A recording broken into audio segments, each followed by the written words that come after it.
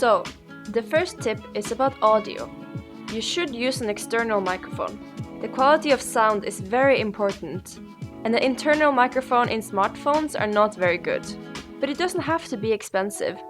Right now I am using the Boya MM1 video mic, which is cheaper but still very good. Here's what it sounds like without the microphone. You can see there's a big difference. If you don't want to buy a microphone, make sure when you're filming that you're in a quiet room, turn off your AC, and that you're standing close to your phone when talking, because the further away you are, the worse the sound will be.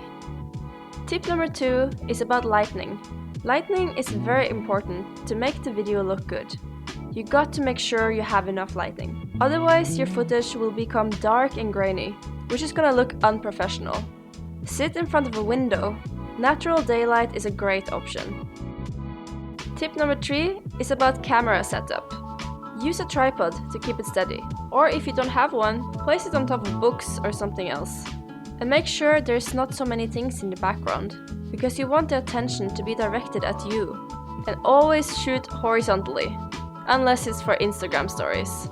You don't want your video looking like this, with the black boxes on the side. This makes it obvious that you're filming with a phone, and it doesn't look good.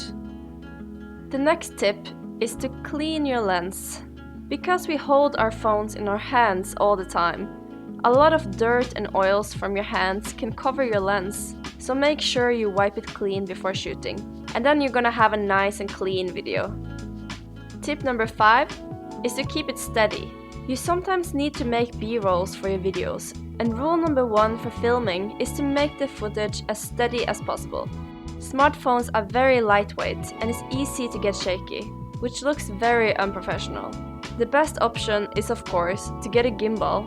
I am using the Smooth X gimbal from Zion. But some tips to make your video steady without the gimbal is to hold the phone with both hands, or hold it like this. Don't move your legs too much, just use your arms. Put your elbow into your hip, this will make it better. And the last tip I have is to choose the right camera settings. The settings should be chosen based on what you're filming, but for filming a still footage of yourself, I recommend you to put the settings to 1080p HD at 60 frames per second. The 60 frames per second is gonna make the footage look more clear and nice. You can use the 4K at 60 frames per second, but it's really not necessary.